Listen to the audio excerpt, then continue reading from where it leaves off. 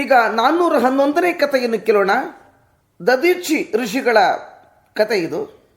ಸ್ವಯಂಭೂ ಮನ್ವಂತರದಲ್ಲಿ ಇದ್ದ ಅಥರ್ವಣ ಋಷಿಗೆ ಚಿತ್ತಿ ಎಂಬ ಪತ್ನಿಯಲ್ಲಿ ದದೀಚಿ ಎಂಬ ಋಷಿ ಹುಟ್ಟಿದ್ದಾರೆ.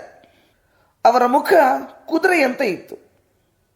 ಪರಶುವನ್ನು ವಿಶೇಷವಾಗಿ ಆರಾಧಿಸಿದ್ದ. ವಜ್ರಕಾಯನಾಗುವಂಥ ವರ ಸಿಕ್ಕಿತ್ತವರಿಗೆ. ಆ ದದೀಚಿ ಋಷಿಗಳ ಎಲುಬು ಗಟ್ಟಿ, ವಜ್ರದಂತೆ ಗಟ್ಟಿಮುಟ್ಟಾಗಿತ್ತು.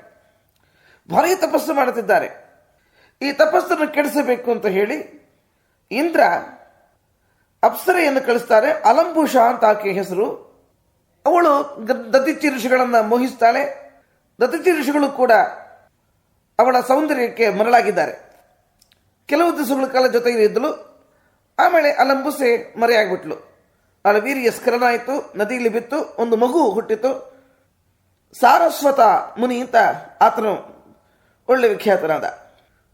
ಅವನು ವಿಶೇಷವಾಗಿ ವೇದವಿದ್ಯಾ ಪಾರಂಗತನಾದ. ತಪಸ್ಸಿಗೆ ಬಿಚ್ಚಿದ ದೇವೇಂದ್ರನು ಕೂಡ ಅವರಿಗೆ ಪ್ರವರ್ಗ್ಯ ವಿದ್ಯೆಯನ್ನು, ಮಧು ವಿದ್ಯೆಯನ್ನು ಕೂಡ ಉಪದೇಶ ಮಾಡಿದಿರುತ್ತೆ. ಒಮ್ಮೆ ಅಶ್ವಿನಿ ದೇವತೆಗಳಲ್ಲಿ ಬರ್ತಾರೆ. ನಾರಾಯಣ ವರ್ಮವನ್ನ ಉಪದೇಶ ಮಾಡುವಂತೆ ಕೇಳಿಕೊಂಡ್ರು. ಈಗ ಸ್ವಲ್ಪ ಕೆಲಸ ಇದೆ, ಆಮೇಲೆ ಬನ್ನಿ ಹೇಳಿದ್ರು. ಇಂದ್ರ ಬಂದ. ಅವರಿಗೆ ನಾರಾಯಣ ವರ್ಮವನ್ನು ಉಪದೇಶ ಮಾಡಿದ್ರೆ ನಿಮ್ಮ ತಲೆ ಕಡ್ದು ಬಿಡುತ್ತೇನೆ ಹೇಳ್ದ. ಸರಿ, ಅಶ್ವಿನಿ ದೇವತೆಗಳು ಬಂದರು. ಸ್ವಾಮಿ ಉಪದೇಶ ಮಾಡಿ ಅಂದರು. ಇಲ್ಲಪ್ಪ ಅವ ತಲೆ ಕಡಿತೇನೆ ಹೇಳ್ತಾನೆ, ಏನು ಮಾಡಲಿ? ಹೌದಾ, ಒಂದು ಕೆಲಸ ಮಾಡಿ, ನಿಮಗೆ ಕುದುರೆ ತಲೆ ಇದೆ. ಈಗ ಆ ಕುದುರೆಯಲ್ಲಿ ತಲೆಯನ್ನು ಕಡಿದು ಜೋಪಾನ ಮಾಡಿರ್ತೇವೆ. ನಿಮಗೆ ಇನ್ನೊಂದು ಕುದುರೆ ತಲೆ ಇಟ್ಬಿಡ್ತೇವೆ. ಬೇರೆಯೇ ಸಾಧಾರಣ ಕುದುರೆಯ ತಲೆಯನ್ನು ಇಟ್ಟುಬಿಡ್ತೇವೆ.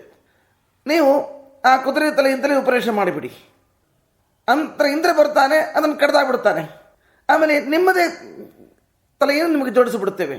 ಅದು ಕುದುರೆ ತಲೆ, ಇದು ಕುದುರೆ ತಲೆಯೇ, ಜೋಡಿಸಿಬಿಡ್ತೇವೆ. ಆಗಲೇ ಇಂದ್ರು ಕುದುರೆ ತಲೆ ಇದು ಇಟ್ಟರು. ಆ ಕುದುರೆ ತಲೆಯಿಂದಲೇ ಉಪದೇಶ ಮಾಡ್ತಾನೆ. ಇಂದ್ರ ಬರ್ತಾನೆ, ಆ ಕುದುರೆ ತಲೆಯನ್ನು ಕಡ್ದು ಬಿಡ್ತಾರೆ. ಹಳೆಯ ತಲೆಯನ್ನು ಜೋಡಿಸಿಬಿಟ್ಟು ಬದುಕಿಸಿ ಹೊರಟೋಗ್ಬಿಡ್ತಾರೆ. ಇವರು ವೈದ್ಯರಲ್ವಾ. ಹೀಗೆ ಆ ಒಂದು ವಿದ್ಯೆಗೆ ಅಶ್ವಶಿರ ಅಂತಲೂ ಹೆಸರಾಯಿತು.